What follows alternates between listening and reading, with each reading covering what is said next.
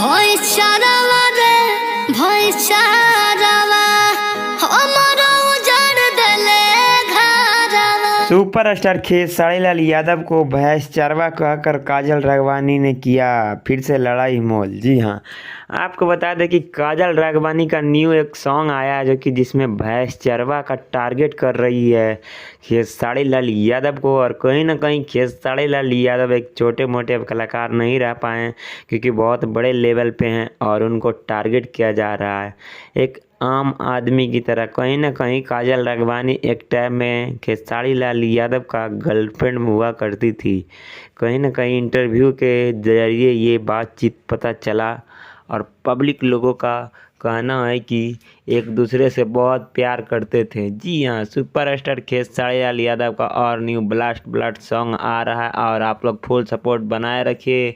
और एक आज गाना आया सुपरस्टार खेसारी लाल यादव का, और इनके बारे में क्या कहिएगा काजल राघवानी के बारे में कि भैंस चरवा। जी हाँ, कब तारा चैन न मिली।